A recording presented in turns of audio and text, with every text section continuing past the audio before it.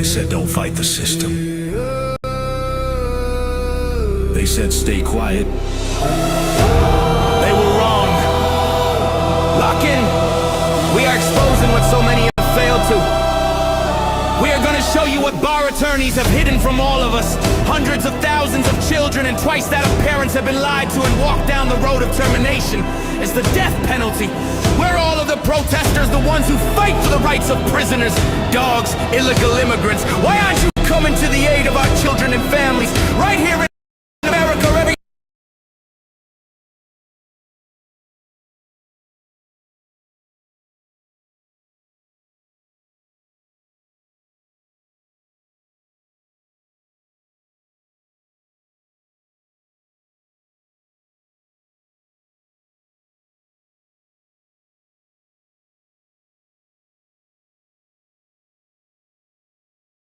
day is child per minute is kidnapped?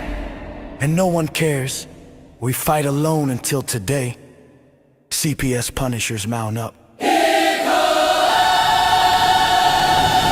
Here comes the CPS Punisher. Anonymous tip, another lie from one of them.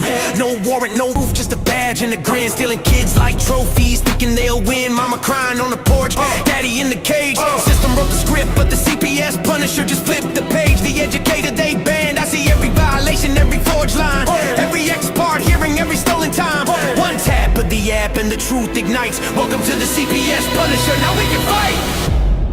CPS and the courts have lied to us all. The courts will not disgrace the family.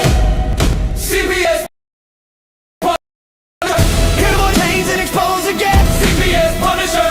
The educator they never wanted you to find. Punisher.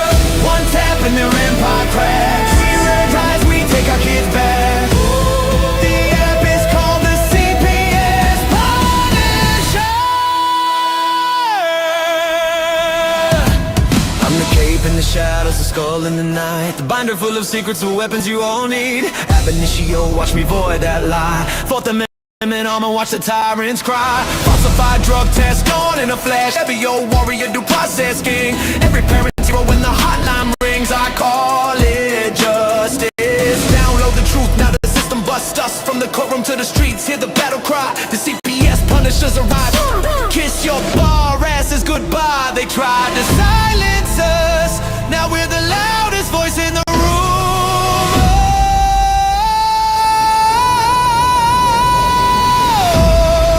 CPS Punisher. Here to avoid the chains and expose the game. CPS Punisher. The educator they never wanted you to find. Punisher. The children never leave again. Punisher. Families rise, we never look back. We now use the CPS Punisher.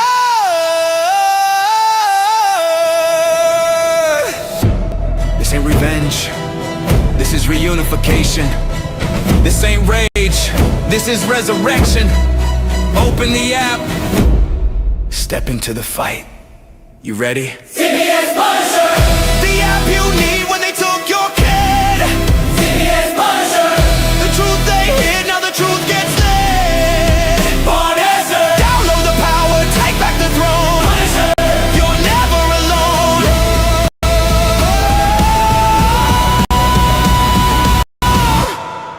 CPS Punisher. The educator they never wanted you to find. Void complete. Family restored. The bar is finished. The Constitution will prevail. Judges do what's right. Treason is your penalty.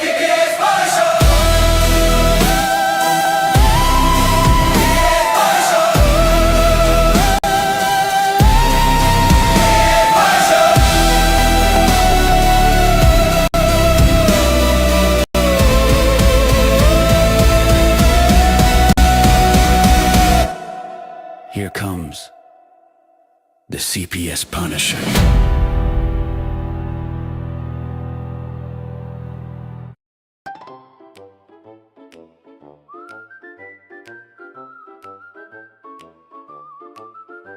When the courts aren't blue saying fair, you have pulled out your last hair. the law isn't on your side. These corrupt judges take you for a ride. The courts don't want to even oppose. That's how we know it's corrupt. My disability has a name. We're all equal and the same. All alone in the courtroom floor, waiting for your hero to bust right through the door. It's hammering Hank every time. He's the one toeing the line. Hammering Hank, he fights for the weak. Hammering Hank, there for you if you can't speak. Hammering Hank is the eyes you don't have. Hammering Hank, making sure you're not last.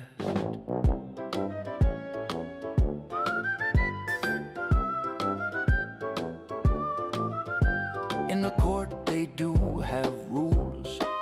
They don't treat you like your jewels. You deserve all the commodities just because we have difference in our bodies. The law is made for us all. They don't protect us that have files on. He's the answer man you need to be calling. He puts it to an even field. Hammering Hank, he fights for the weak. Hammering Hank, there for you if you can't speak. Hammering Hank is the eyes you don't have. Hammering Hank, making sure you're not last. When you're a bit different, to phone you free. The playing field is equal, what do you bet? That judge has to toe that line. The oughta make sure every time. Hammering Hank, he fights for the weak. Hammering Hank, there for you if you can't speak. Hammering Hank is the eyes you don't have. Hammering Hank, making sure you're not last. Hammering Hank. Hammering Hank. Hammering Hank.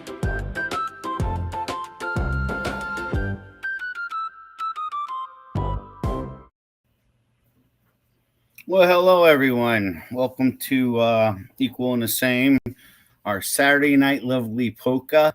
Love that song Darren made for me. It's more a little bit of a cheer up situation, but it's 11:29. I hope everybody had a great Thanksgiving. Wow, we heard some great news tonight. I guess we have a new app for the system for people to try out, and it's an app that's gonna kind of like look at your case details and see if it can pick up on anything and be able to give you some advice or it catch maybe errors and things like that in law. I heard Darren say it was better than Westlaw. Well, Westlaw to me is a pain in the ass because we're not allowed as a reasonable accommodation to do our research from our houses. We have to go down to their facilities, their hours, their times, and end up, doing what little research we can do instead of at our convenience, our speed, our timing, our inconvenience. For the last couple of weeks, I just been hearing a couple things too about the transportation issue. I happened to go into the Department of Social Services website the other day, and within that website, on their first line, it was underneath the ADA, non-medical transportation services. So again, I continue to people to say, well, if DCF is saying I need to get my own ride, well, then why ain't they coordinating with your state's Department of Social Services? Similar in the same to a dial-a-ride if your state doesn't even offer what I'm talking about, that you can use that as a pretense because it is a medical condition, because they're saying that you need medical treatment in this reunification plan or whatever they put forth to make you to go to supervised visitation or go see a shrink or whatever. But so I mean, it's kind of like interesting. So what was kind of blowing my mind too today was I was thinking about what I wanted to do with everyone.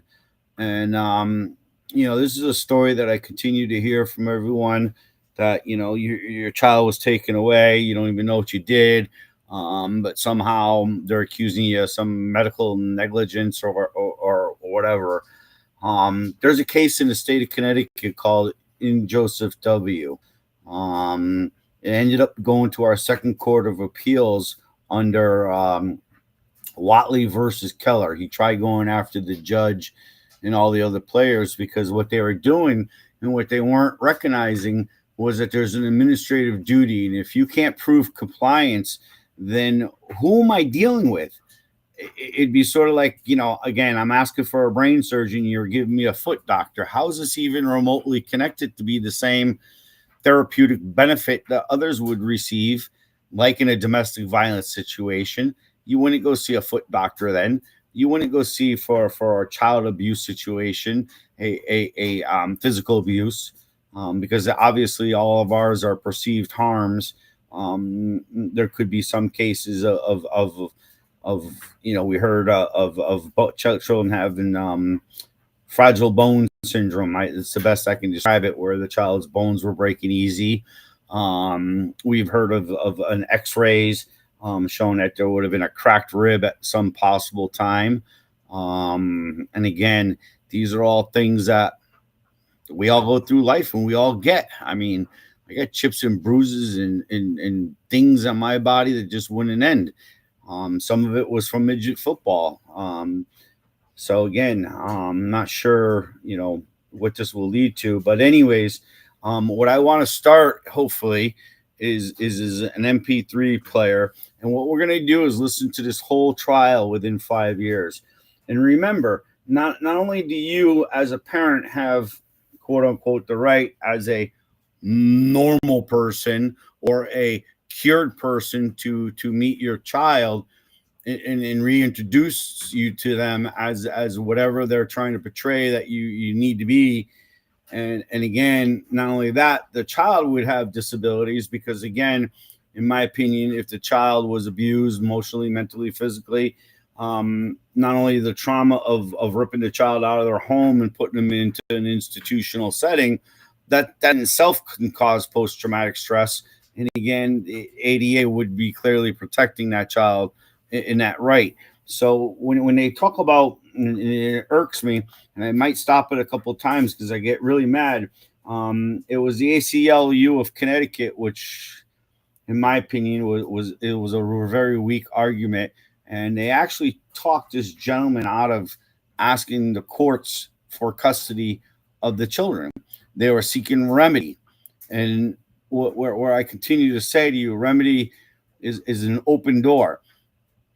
It's to whatever is going to make the person whole again. And then on top of it, it would be part of the disability that the need for intensity. In other words, if you are a disabled person and you had a harder time cognitively picking up things, like let's just say how to bounce a quarter on a bed, or you can't cook, or somebody might even say, you only got one arm. How are you going to, change baby's diaper? I mean, whatever it's going to be, whatever they're putting as a technical barrier and using your disability as a technical barrier, because they're not supposed to be doing that. Your disability is not supposed to be looked at as a hindrance. They're supposed to give you the effective means and tools to get around the disability. So again, I'm not sure what we can do here, but let's at least fire this up. Hey John, hey hi Erica.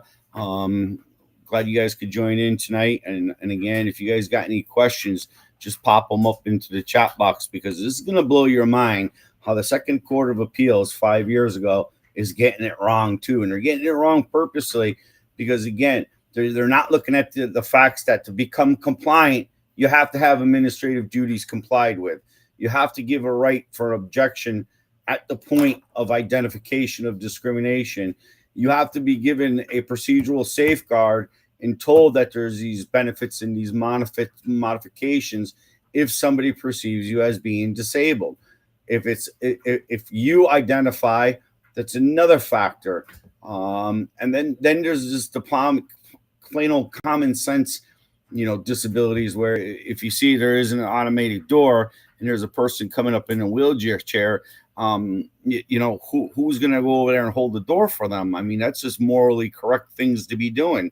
So again, this is my whole thing tonight, is just to listen to this, and let's see if we can get into it.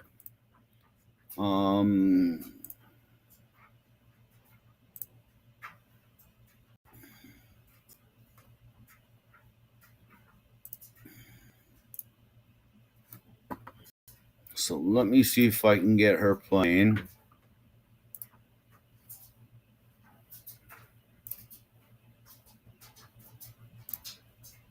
First case on our calendar is Watley. Can somebody say you can hear this? And we have attorney Dan Barrett on behalf of the appellant. Good morning, counsel.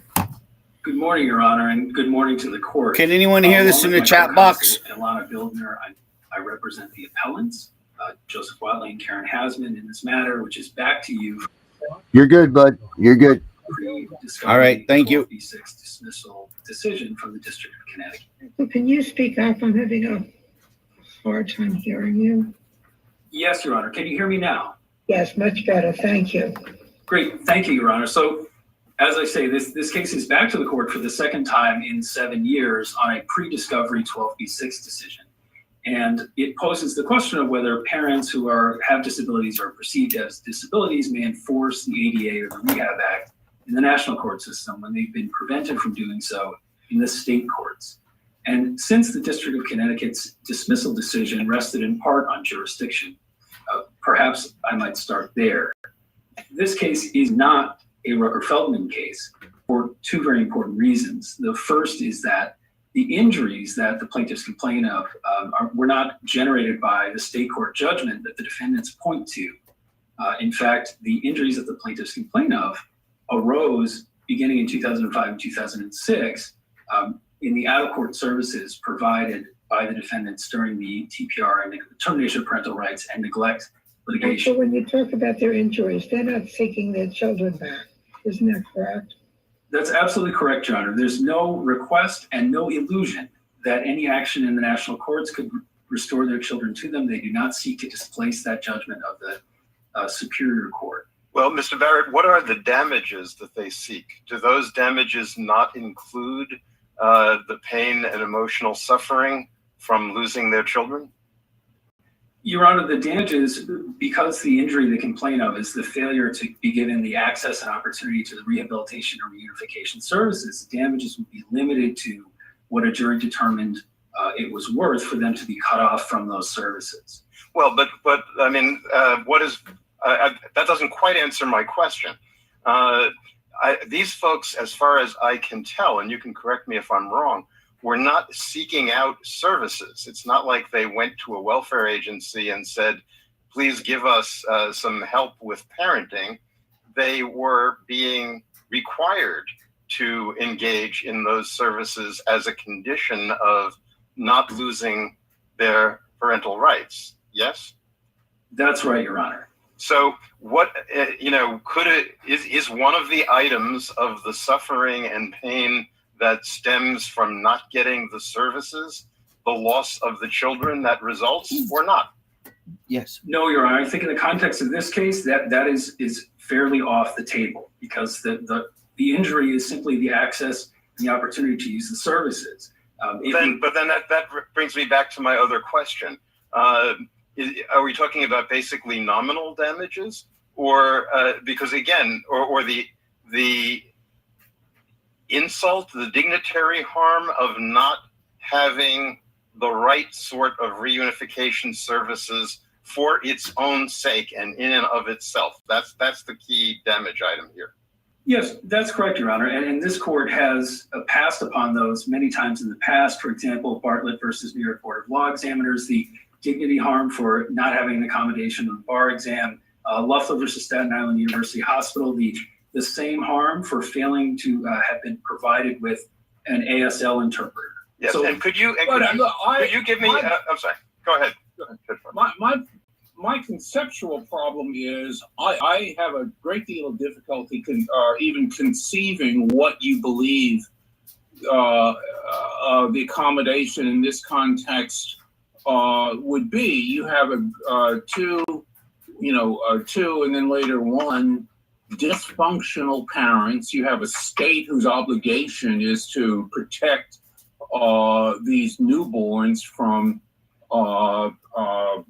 ostensibly incompetent parents. And the whole process was trying to deal with their disabilities, counseling service, medication, working with them when they would miss appointments and weren't taking their medication, and so forth and so on.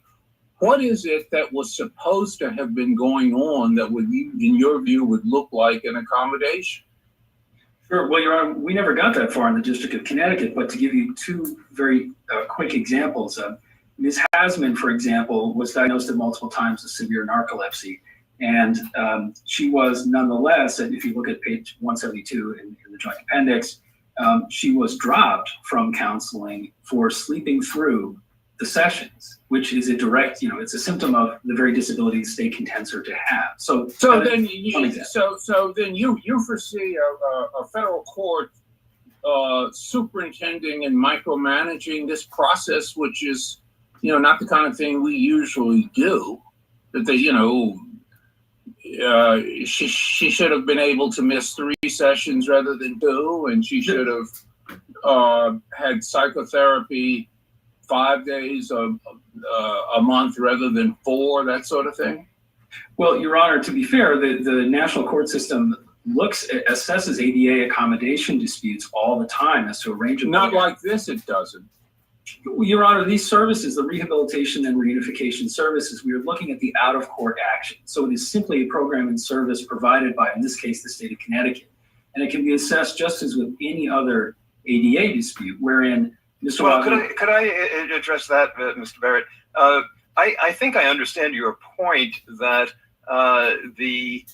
there's no collateral estoppel with respect to the legal issue of did these people, did this DCF violate the plaintiff's ADA rights as such? But in terms, and maybe that means this court has to do more thinking about this. But in terms of the facts, you're saying they did not deal adequately, for example, with the mother's narcolepsy. Isn't that fact something that they were able to raise in the state proceedings? Because doesn't that fact go to the question of whether the DCF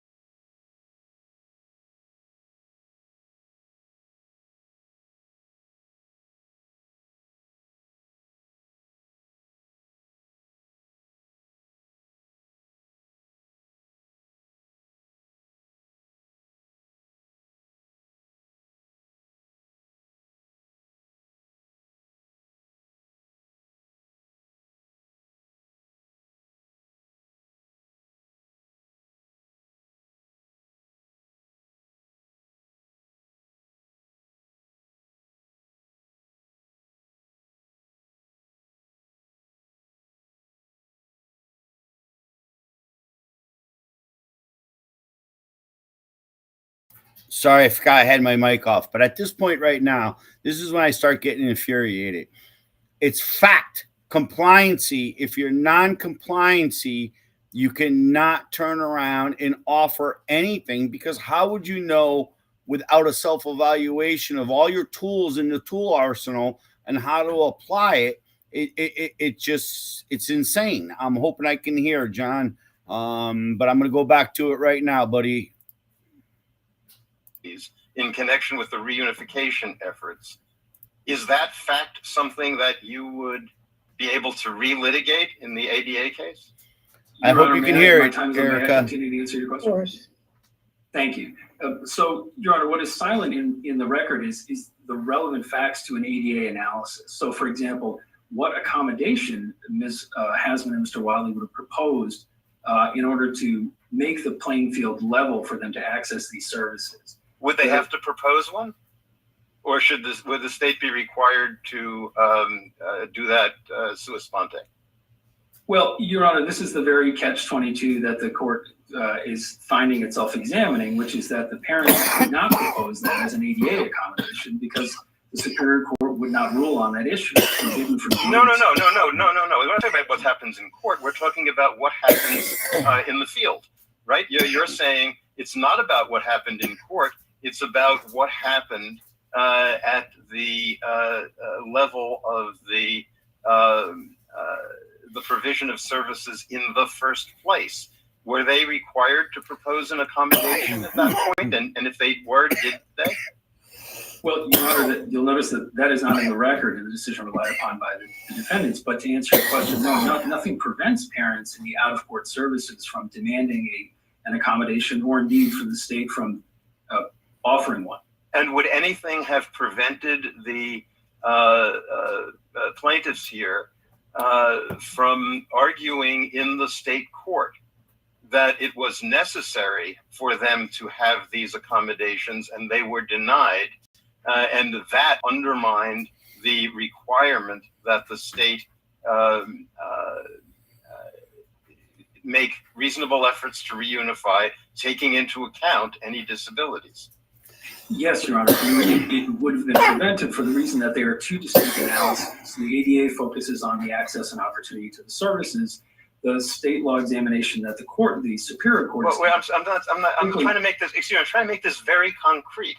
If I'm fighting to keep my children, and one of the requirements that the state has to prove in order to take away my children is that they made adequate efforts to reunify the family, taking account of my disabilities in assessing what services needed to be provided, why can't I argue that in light of my disabilities, this particular thing was done badly and it should have been done differently and I should have gotten an accommodation? What is there that prevents that from being raised? I don't have to call it an ADA claim. That maybe there's no way to make a counterclaim that says, you're trying to take my children. I'm filing a counterclaim that says you didn't comply with the ADA. You can't do that. I understand 28 that, CFR 35.107. The designated responsible employee is the only one that can determine discrimination in a state program, service, or activity. And that's exactly what by Congress. You can't call it something else. Or it's DOJ, guys. Well, I suppose you could, Your Honor, but the venue will construe it as raising a defense based on the ADA and tell you, as the courts did 3 times, that it's forbidden under. Why didn't you simply file before judgment in the state court? Why didn't you simply file a standalone ADA claim in federal court? That would have mooted all the Rooker-Feldman issues, wouldn't it? Well, it would have, Your Honor. The parents filed this action pro se, and so I don't have an answer as to why they didn't do that, but strictly in terms of Rooker-Feldman, the state court judgment did not cause their injuries, right? No state court judgment required the services to be provided in a way that violated federal law. So Rooker-Feldman here is I think, not the main event. Their injuries were not caused by the state court judgment, and of course, nothing that the District of Connecticut will eventually do will cause that decision to be reversed or to compel the defendants to take an action contrary to the state court judgment. But if it's not Rooker-Feldman, we still have to deal with the collateral estoppel possibilities. Was there ever an effort by the plaintiffs to say that the services were not provided in a way that took adequate account of our disabilities in order to constitute the kind of reunification efforts that the state requires. Yes, Your Honor, and that was at the second. And the state court said, no, that's wrong. The state court said that it's unclear what remedy is sought if, in this case, the mother was not attempting to assert the violations as a defense to the adjudication of neglect. That is to say, the state court was saying those concerns are not part of reasonable efforts. They are something separate and apart, and in accordance with state law, they're to be enforced in a separate lawsuit. I don't follow that at all. That's quite different than what you just quoted. Your paraphrase is quite different. The court says, unless it's to be interpreted as an ADA claim, it's not successful because it does what was done satisfied the state's obligation. And what I'm trying to get at is maybe you get to go with an ADA claim independent of Rooker-Feldman, but I'm still not clear as to what facts you could possibly allege that were not available to you in the termination proceedings as an argument that the state's obligations were not complied with. Well, Your Honor, it's less of a question of which facts were available to us and the question of whether the forum was available. You know, the law of issue preclusion requires that the issue be fully and fairly litigated. The parents here, by operation of state law, could not raise, for example, proposed accommodations and arguments about whether or not those accommodations were sufficient. Those were. That is far from clear to me. The hypotheticals I would mention, they were perfectly free to take issue with the medical services, the counseling services, and so forth and so on. You know, I didn't get the right medication. Give me some different medication. I didn't get enough or the right kind of counseling, and on and on and on. All of those issues could have been raised in state court. Your Honor, I think the gap between the two is that the ADA is a different analysis. That is to say, what passes muster for reasonable efforts does not necessarily satisfy the ADA. And so all along the course of the litigation, it's entirely possible, and at points they did raise a variety of problems related to the services, and the state court ultimately concluded that's no bar to reasonable efforts. Yeah, but see, the path you take us down with that analysis seems to me leads to the conclusion that the ADA litigation is going to completely supplant these state court adjudications, which are much better equipped to deal with, you know, people like your clients. Well, no, Your Honor. The state court adjudication simply determined at the end whether or not my clients would have the ability to continue as parents for their children. There's but you skip back between the end and the process. The process was an ongoing process that went on for years to try to get your clients the services they required in view. Well, with respect, Your Honor, I think the process was the services that were given to them. And the question was not, the ultimate question is not whether, given those services, they would have the legal right to parent their children. The ADA question here is, given the services that were offered, were those services tailored to their disability? Nothing about that. What were they if they weren't tailored to the disability? You think they gave them the wrong kind of medication? Well, for example, Your Honor, psychologists who weren't trained? What are you talking about? No, Your Honor, this would be the normal sort of access and opportunity measures that you would find in any run-of-the-mine ADA case. So, for example, you lost me there. I don't believe that. Well, Your Honor, the question with any ADA Title II claim is whether or not the service that was offered was tailored to the person's disability. They were given a meaningful opportunity to use the service. And so in any ADA case, you are on some level going to be examined whether or not there was a modification that was appropriate. The defendant has the opportunity to say that it could not have provided it, et cetera, et cetera. That's, I think, routine for ADA litigation.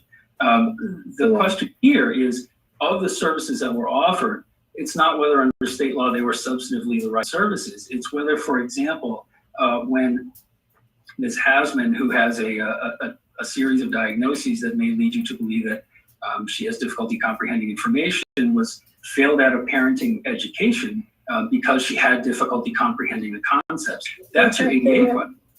To wind up, now you reserve 2 minutes for rebuttal. Let's hear from Connecticut. Counsel, good morning. Good morning, Your Honors.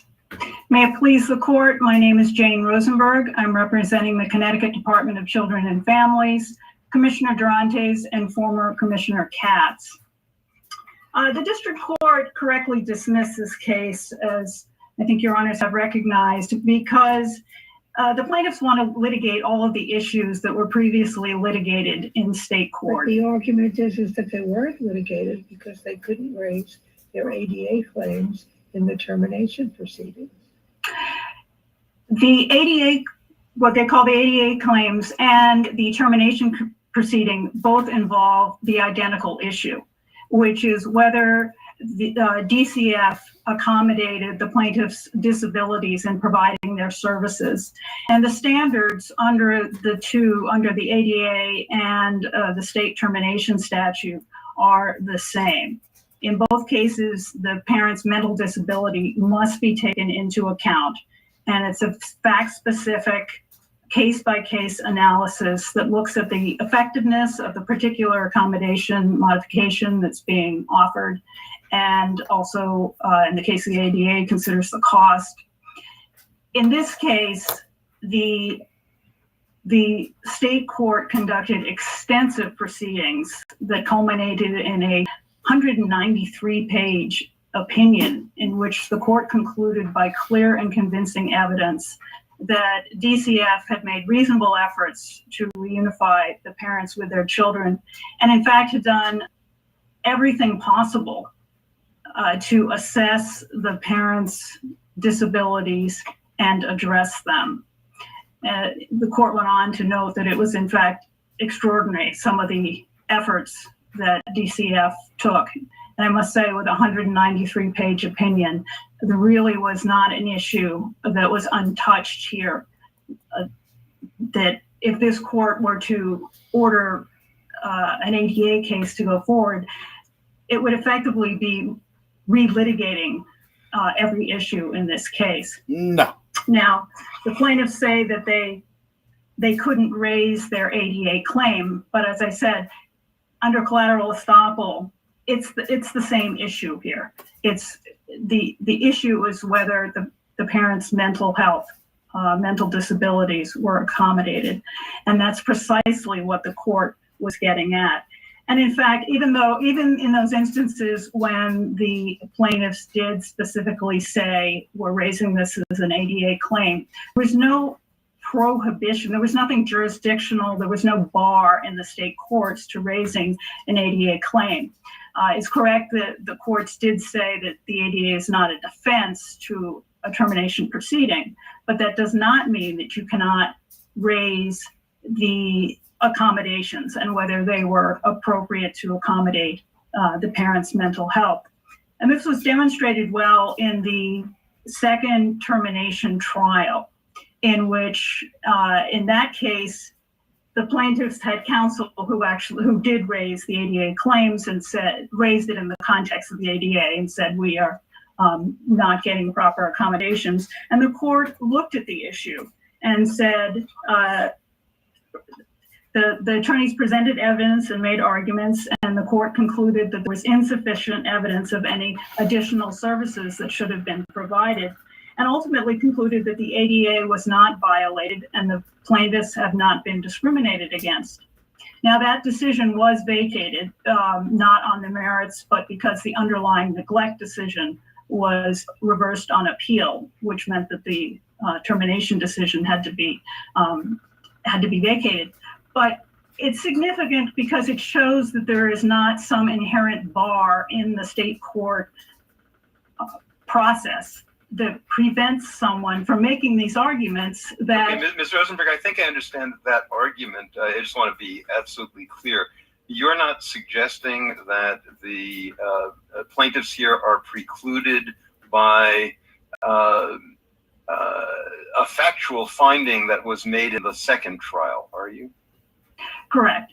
Because the second trial was vacated, that has no preclusive effect. But I think the significance of it is it demonstrates that there's nothing inherent in the state court system that prevents plaintiff parents from making these arguments. In the other trials, but are we talking about making arguments or litigating claims? well, we're specifically. I mean, I could say, of course, you could make ADA-like arguments there, I suppose, but how is that an adequate opportunity, really, to vindicate your ADA rights? Because the issue is the same. We're talking about issue preclusion and not claim preclusion here. And the identical issue is at the core of the ADA and the termination proceeding analysis. In both cases, you are specifically looking at the modifications and accommodations that were provided by DCF and whether those accommodations accommodated accommodated the mental disabilities of the parents. Well, if that's so, Ms. Rosenberg, does that suggest that the district court needs to do a more granular analysis and that this may not be something that can be dealt with at the pleading stage? Wouldn't you have to look at exactly what the plaintiffs are alleging at a factual level? What facts are they saying happened or didn't happen? And then the question would be, is that particular factual allegation, claim, assertion precluded by the state court's judgment? I think both their individual facts, and if the court wanted to, it could look at the fact by fact in the 193-page state decision, and I think the court would see that all of the issues that the plaintiffs are trying to raise in the federal court were exhaustively litigated in the state court. But in addition, the overall legal standard here is the same. So I don't think the court even needs to get into the factual questions because as a legal question, the parents' disabilities were accommodated here. I think I think as I read the plaintiffs' briefs, what they are suggesting is that the state's inquiry is whether, taken as a whole, the state made adequate efforts to reunify so that the DCF was not precluded from establishing inadequacy of the parents. While I think they're suggesting that if on one occasion a parent needed a sign language interpreter and wasn't given one, maybe in the global assessment, that wasn't enough to defeat the DCF's obligation to make adequate efforts to reunify. But that in and of itself is a violation of the ADA. I think that's the plaintiff's position. Truth. So they should be able to No administrative claim duties. whatever damages in here in being refused that particular accommodation on that particular day. In the state court, Your Honor, the part of the state court's or the end of the state court's 193-page opinion conclusion was that everything possible was done in this case for these plaintiffs. So I would argue that to go back and say, well, could have an additional narcolepsy evaluation been done or something like that?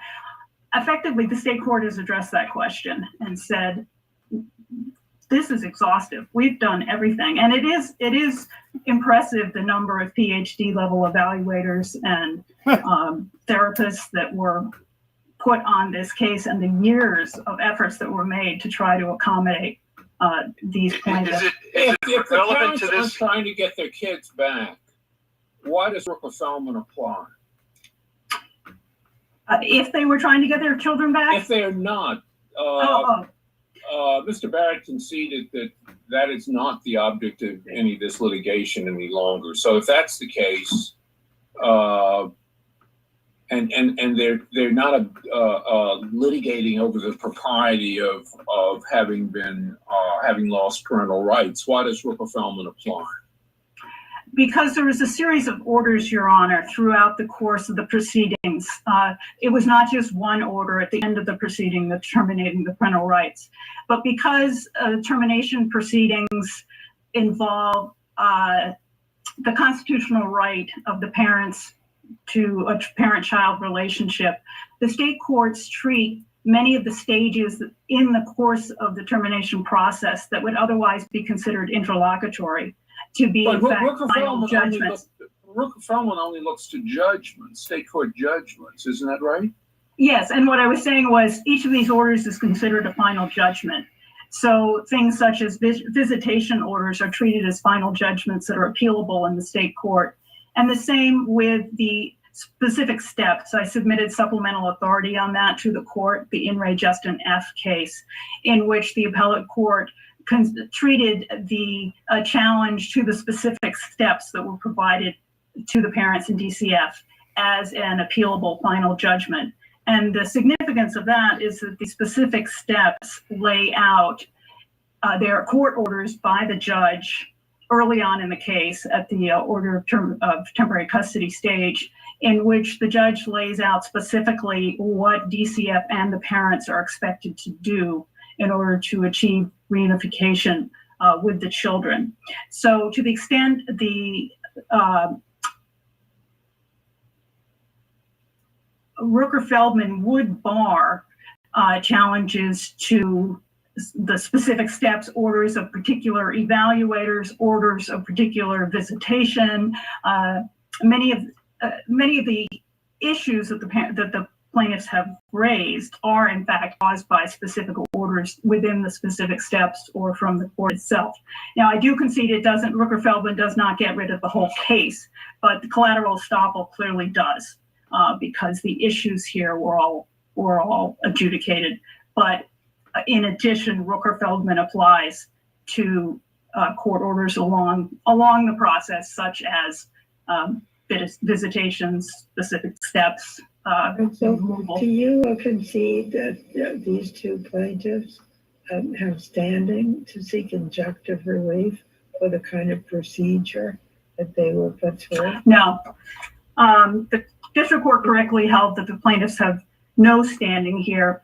They do not claim any present injury, but are claiming future injury if they should become engaged with DCF in the future. But that's purely, or if they have more children.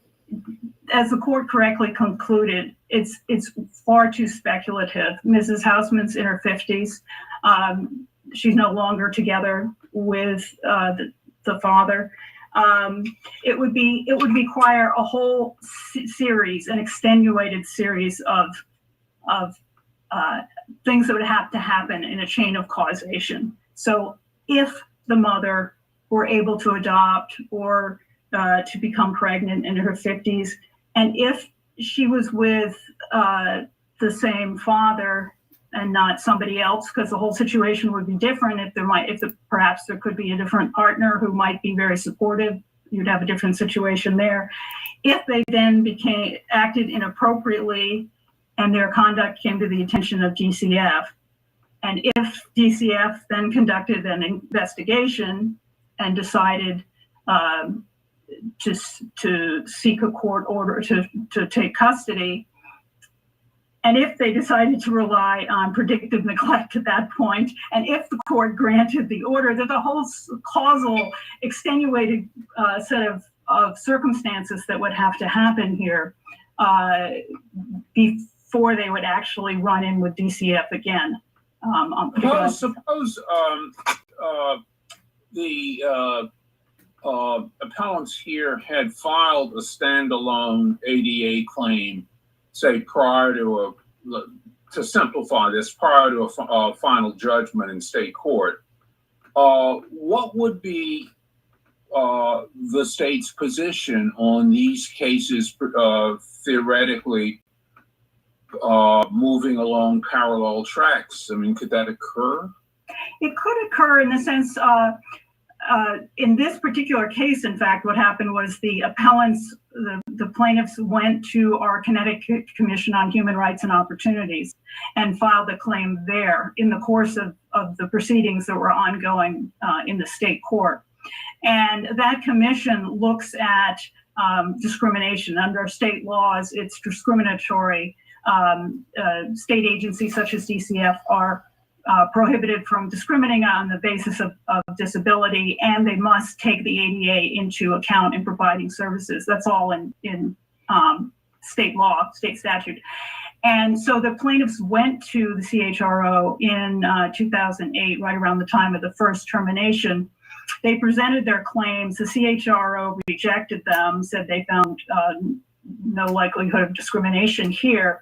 And then they provided the plaintiffs with information on how to appeal that decision, which would have then gone to the state Superior Court as a parallel proceeding. The plaintiffs did not pursue that option, but that would have been open to them. They could have gone to federal court. I don't know what would have happened. There may have been some younger issues there, younger abstention problems. But there's nothing that I know of that would inherently preclude them. You see how opposing counsel makes the argument of catch-22. They claim they didn't get a full and complete opportunity to litigate, that the kids were taken away from them because of their disabilities and no accommodation was made. And now they come to federal court and we tell them, sorry, you had your chance. So just deal with that allegation. Yes, Your Honor, I totally disagree with the contention that it's a catch-22, because as I've explained, the issue here is whether the DCF services were accommodating their disabilities. And that was precisely the issue that was litigated in the state court. So there was nothing preventing them from fully litigating that. They did have issues with their counsel. They kept having turnover because they would fire their counsel. And then they tried several times they tried to present these ADA claims by themselves, just pro se. Tried to raise issues with saying they wanted a particular coordinator at trial. But I think the problem there was they were presenting their issues, trying to present them on their own without the help of counsel. Well, excuse me, Ms. Rosemary, whether they were given a coordinator at trial, I take it, is not an issue anymore. Am I right about that? Because that would be a Rooker-Feldman kind of issue, I thought, or at least, I thought the argument was that the plaintiffs are not raising anything about what happened in court or any denial of any rights by the court. They're arguing denials of rights by DCF in the reunification phase of the case.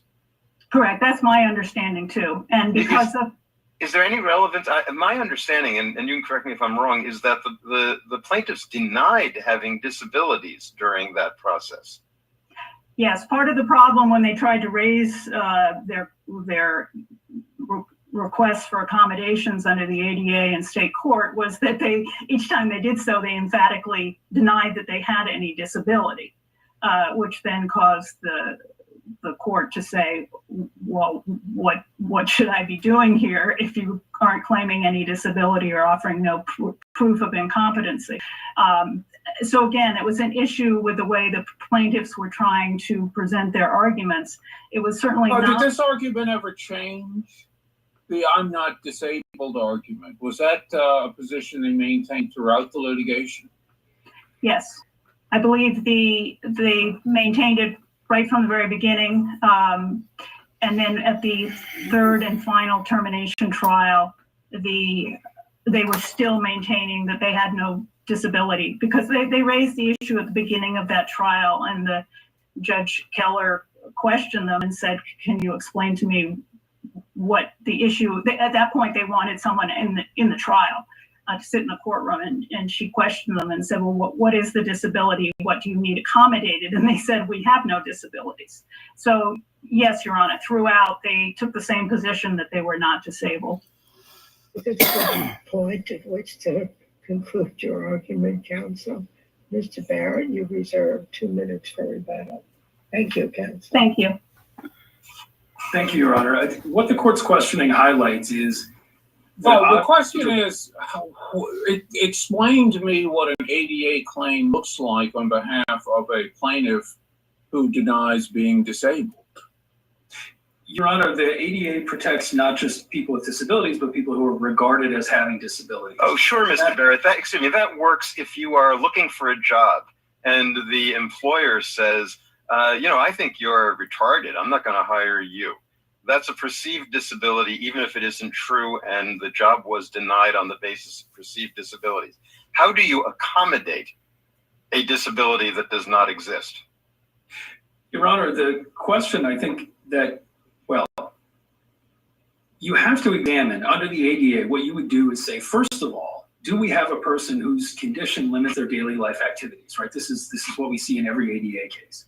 That's absent from the Superior Court decision relied upon by the defendant. So I think a first step would be that even if the plaintiffs, for purposes of state court litigation, disclaimed a disability, because you must remember that the petition for predictive neglect that was lodged against them identified these deficiencies as the reason why they should not be parents. Yes, So but all these when we go, deficiencies were in their heads. It wasn't like, they had difficulty walking or difficulty Hidden disabilities, manipulating a computer or something like that. These were different issues that were in their heads and were manifested by their behavior. And once their existence is denied, like your clients do, what's some judge supposed to do? Well, Your Honor, the ADA protects mental illness and psychiatric conditions on the same basis. I know that. Yes, of course it does. But sure, I don't recall, and I could be wrong, where ADA plaintiff recovered under the act where that person denied being disabled. Well, Your Honor, perhaps that's the first element that the District of Connecticut should examine on remand. But as the questionings to opposing counsel, the questions raised is our fair shot at litigating the affirmative defense of issue preclusion. But your client isn't disabled. One isn't disabled. Honor, they very well may be. In addition, Mr. Wiley. They said they weren't. So what are we doing here? Your Honor, in count 2 of the amended complaint, Mr. Wiley has pleaded a complaint completed a count of an ADA violation based on association with a disabled person. There you go. So there's an additional level as to beyond what accommodation was due to him, whether or not he was discriminated against, divorced from his status as having a disability. Can I raise a question? We haven't reached the statute of limitations issue. Could you identify for me what DCF failed to do after 2010? Yes, Your Honor. So it's the tailoring of the services. So when in June 2011, the 2009 termination decision was reversed. That restarted DCF's state law obligation to provide reunification rehabilitative services to my clients. That also restarted the coterminous, and it was never given to them to tailor any service to their disability. So what happened? Including interaction with a designated responsible employee, 28 CFR 35.107. Seemed to me to have taken place back in no proof of compliancy, no proof of training, no proof of job descriptions. That happened after June 2011. That even assuming a continuing obligation that would bring up all the old things, or just as a standalone violation after 2011, what happened then that was a failure? Your Honor, it was a repeat of offering the same garden variety services that were not tailored in a manner to accommodate their disability. Same service if Joe was disabled or non-disabled. Try these things that we failed you out of. Karen, she was just total wreck. She didn't know what to do right or wrong anymore. What actually happened? So they were beating on her disability. Some program, and that in that program there was a failure to accommodate. You see what I'm saying? That's it. It's the same program, but your whole point is that program needs to be tailored. It's a program supervised by the courts. That happened after 2011 that is visible on the face of the complaint. Well, Your Honor, non-compliancy of administrative obligations. The services that were offered and the methods of evaluation. And so you'll see in the Superior Court decision. That seems awfully conclusory. I'm trying to get at what actually is it. But before you said, well, the denial of modification of policies and procedures. Was, narcoleptic, she fell asleep and they held against her to avoid discrimination. That's something that happened not in 2011, correct? That's right, Your Honor. At all costs. What do you have that's comparable, in level of specificity after 2011? Service referrals, Your Honor, to the same programs and providers that had already been attempted. For now, same person, but now And those are described as defective having a for disability. What particular reason that doesn't accommodate their disability? Yes, Your Honor. So the state here, can win in state court by pointing to volume and duration. But of course, as Judge Parker's question. Right, but you're the one who has to allege an ADA violation that takes place within the statute of limitations. So I'm trying to identify what exactly is it that is the accommodation that didn't happen, or the failure, or the exclusion of them from a service. Administrative duties. Right, Your Honor, it's the failure to provide a different range of services, these that were tailored Modifications. So I'm not sure how we were. Not accommodations. I'm just trying to understand what exactly it is that is the failure here. Sure. So Your Honor, if you were to ask me what kinds of assistance might have been offered, for example, one-on-one coaching with someone who had dealt with the very disabilities that the state alleged my clients to have, for example. Can't bounce a quarter on a bed because they can't make a bed right. Teach them how to do it.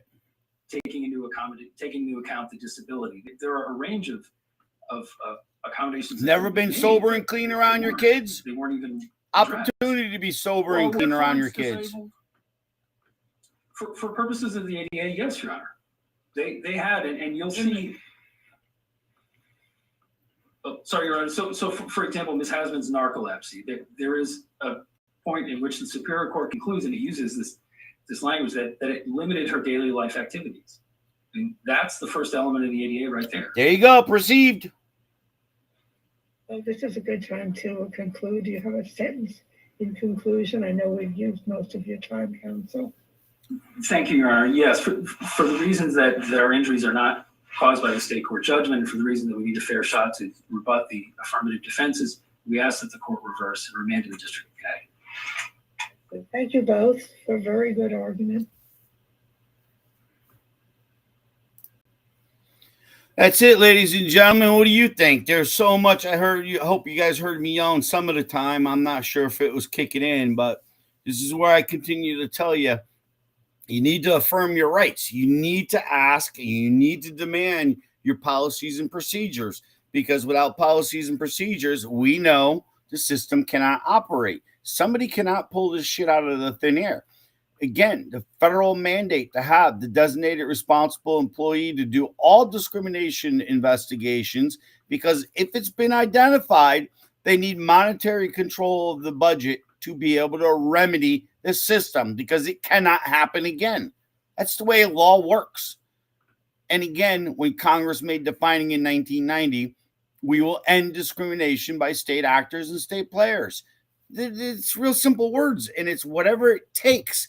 And again, there ain't so many new treatments and so many new diseases on the market every single day. We just don't even consider them. Like in my own child's case, they don't care about picture communication exchange systems.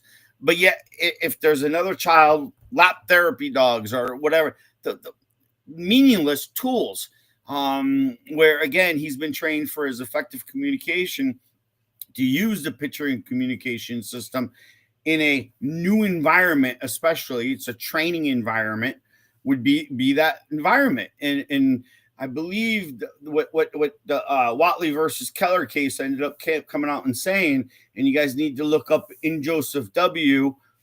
In regards Joseph W. I think it was 2004, 2006, 2008, and then 2012. And then we finally got to the Second Court of Appeals in 2025 or 2020. I'm sorry. December 7th, 2020. That was just played out in New York, Second Court of Appeals. And if somebody needs that MP3, I have no problems in sending it to them. But please re-listen to it, guys, because you're going to start clicking on it now. What I'm talking about on how they do not want the modifications. They didn't even mention the word modifications, where Title II uses the words explicitly, modifications to policies and procedures to avoid discrimination. So again, if you're dealing with incorrect people who already diagnosed you wrong, the courts found you to be diagnosed wrong, they're considering the father as being disabled and non-disabled. They did not separate the two. So in other words, the mother and the father were two separate beings. And then they were saying about the future probability of being in court. Well, if you're dealing with somebody that's a child who or another adult that might have a disability, and get them prolonged into more services like IEPs or 504s, or involved with the police department when the kids are older, truancy, whatever it might be, there's a great possibility you're going to have to run into another Title II system as a whole, not just as DCF, but as a whole, because you have the administrative duties, you have the department's administrative duties, you have the end users' administrative duties. They all got to answer to this chain of command on the same way they get their funding.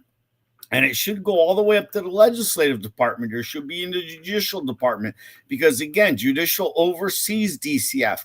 I mean, how many times have you seen court orders? Oh, DCF, we want you to do this. Or last month or a couple of shows ago, somebody was saying how they went in there and they gave them the opportunity another 30 days to come up with a game plan on how things were gone wrong. And it's like, if you don't know now, then how are you holding the child now? If you can't speak in that court now, then how are you holding that child now? It just doesn't make sense to me. Never mind the fact that is the designated responsible employee there by association rights, the parents' association rights, or seeing somebody on the streets would give you an association right to the disabled, as long as you were there in a meaningful way, like you came in a car together or something like that. Again, it would just be the fact of, without administrative duties being complied, without these ADA advisory committees, without policies and procedures, and without an auto correction system that when discrimination is identified, what stops it for the next person? Are they really going to come out and just don't tell nobody? That's where I'm kind of feeling it and seeing it is been going on for the last 35 years. And again, I feel they screwed up when they said the right to remedy. Yes, that would include not only a financial cost of what you guys did in the humiliation and the discrimination and tearing us down for being disabled people, but the fact of, yes, I do want the child back. And I objected to Joe on that ground.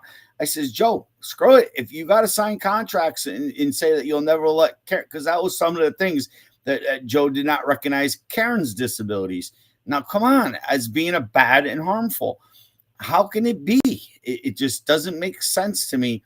That's known discrimination. So if it's no different if somebody came up to me and say, Henry, we're not going to let you join this club unless you sign a piece of paper saying that you hate all minorities. It's stupid. It's the same application that was fought in the 60s is still being fought in 2020. And I'll say to 2025, going into 2026. 31 years after the ADA has been passed, almost. Well, we're 30 and a half years right now. And again, this is not lifetime funding, ladies and gentlemen. This was a funding that was supposed to start the system in auto-correcting itself. And again, it's as you got to look at it as a whole. You can't just say, well, I'm in this little hillbilly town and I don't have no accommodations here or modifications. I don't have the experts for my alleged disabilities or my physical disabilities. No, you can't have a modification without interaction. There has to be interaction. And yes, they can ask for what your disability is. They want a written note and how this would accommodate you. Most doctors are willing to go there. But once we start getting a little scarier into courts, most doctors want to run because they know it opens the door. Attorneys don't care. They love subpoenaing doctors because it ruins every relationship. Just like even school. When you go to an IEP in the school, and when I was doing it, because the state in 22 finally passed a thing about coercion, teachers cannot remain silent at an IEP on the child's needs. I would assume other states have got it, but you can always go to Rights Law and look that up. They are the number one source for educational needs, in my opinion. But yeah, so it'd be one of those things where Now, allegedly, on its face, because we got a state law, teachers are still being silent. And again, what do? They're just smarter at it. They just know that there's a law there, so they just have to be there a little bit more twisty or around their wording. Well, it could possibly benefit, or it will benefit. You see the difference in the two? That where the school system could say this, the team didn't recommend, and that's what it should be, is a team effect. There has to be a team effect when you're integrating systems with like DDS, Department of Developmental Services, DCF, or your local school board, because it's, again, services that are guaranteed underneath your rights underneath age 22 or 21, that you get these basic building blocks of skills in your life so you could be a productive little working ant. And that's what schools were about. Schools were not about football fields and proms and all this other marching bands and pep rallies. No, it was to give you your basic learning skills and your basic needs to manage your life. And again, we can all sit there and say that this could be applied to even, hands-on trades, which we're seeing out today is so bad in our country, but yet everybody is an IT person except for me. And I'll vouch to that one. But guys, I don't know. I'm going to say to you, if there's no questions on that one, but again, that's the overall lookout that we have to be looking out for, because this is an absolute slimy case. They came back as saying, well, I believe this is when they ended up saying termination of parental rights is not a program, service, or activity. And again, it's so crazy. It's not even funny where there's so many multiple factors where I believe on first engagement, they had to offer you a procedural safeguard. They had to offer you a list of disability modifications for your particular disability. And you have the right to review, and then you have the right to come back and say, well, I'd rather do this. That would be, more productive. And again, the undue burden part. Well, the only time they can give you an undue burden, for cost reasons, is after your ADA advisory committee reviews and looks the system over as a whole. If they have it in another area, like in education, well, then that specialty tool should carry over to the court systems or DCF or DDS, Department of Developmental Services. So again, guys, I don't know, but thank you, Classy. Yeah, so we got her coming on in 10 minutes, and whenever Darren wants to cue us out of here, we can go. Guys, you and do the Oompa Loompa with me tonight, my little Polish When dance. the courts aren't blue saying fair, you have pulled out You'll your get last screwed hair. everywhere. The law isn't on your side. These corrupt judges take you for a ride. The courts don't want to even oppose. That's how we know it's corrupt. My disability has a name. We're all equal and the same. All alone in the courtroom floor, waiting for your hero to bust right through the door. It's hammering Hank every time. He's the one toeing the line. Hammering Hank, he fights for the weak. Hammering Hank, there for you if you can't speak. Hammering Hank is the eyes you don't have. Hammering Hank, making sure you're not last.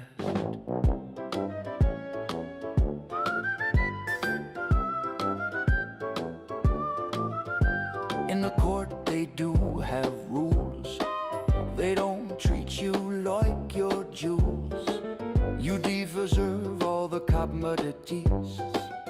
Just because we have difference in our bodies. The law is made for us all. They don't protect us that have files on. He's the answer man you need to be calling. He puts it to an even field. Hammering Hank, he fights for the weak. Hammering Hank, there for you if you can't speak. Hammering Hank is the making sure you're not last. When you're a bit different, to phone you free. The playing field is equal, what do you bet? That judge has to toe that line. The idol makes sure every time. Hammering Hank, he fights for the weak. Hammering Hank, there for you if you can't speak. Hammering Hank is the eyes you don't have. Hammering Hank, making sure you're not last. Hammering Hank.